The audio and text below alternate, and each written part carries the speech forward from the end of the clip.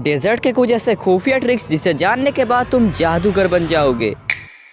Desert eagle हमारी game की एकमात्र ऐसी पिस्तल है जिसे अगर तुम चलाना सीख जाते हो तो लड़कियों के साथ साथ लड़कों को भी पटा लोगे। अब इसी को देख लो। लाडले तूने जो डेजर्ट से मारा है ना, मानना पड़ेगा। अरे चल अब ले ले मेरी क्या रिक्वेस्ट। मैं तो कुछ और ही समझ रहा था। पर ऐसा रिएक्शन के लिए आपको इस छोटी पिस्तल को चलानी भी तो आनी चाहिए। या क्या मतलब तुम्हारा कभी बॉडी लगता है तो कभी कभी हेडशॉट लगता है और कई बार गिरीश का सुनने का गाना।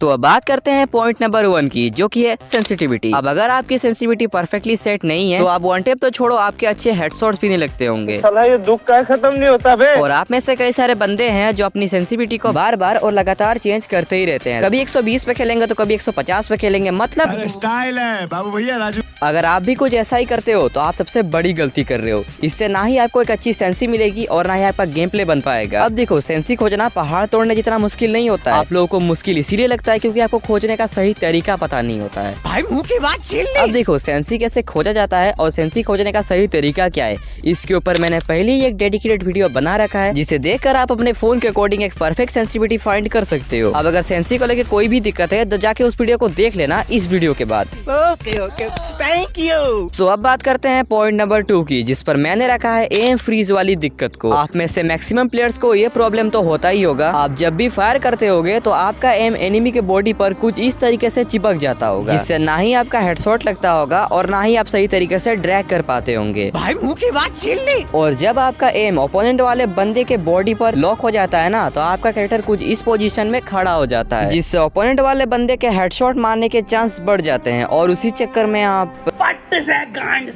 तो एम को फ्री रखने के लिए आपको क्विक रिलोड या फिर वेपन स्विच बटन का यूज करना होगा।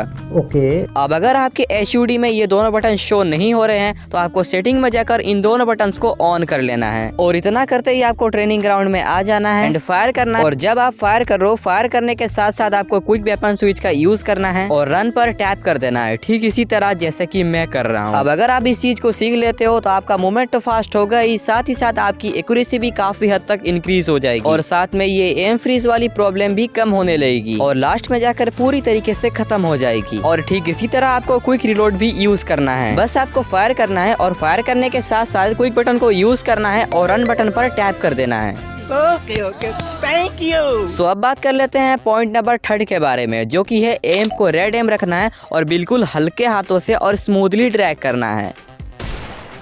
और वही अगर एनिमी मिड रेंज में हो तो ना ही आपको स्लो ड्रैग करना है और ना ही आपको फास्ट ड्रैग करना है। आपको अपने क्रॉसयर को एनिमी के जस्ट के पास रखना है और मीडियम वे में ड्रैग करना है, ना ही ज्यादा फास्ट और ना ही ज्यादा स्लो।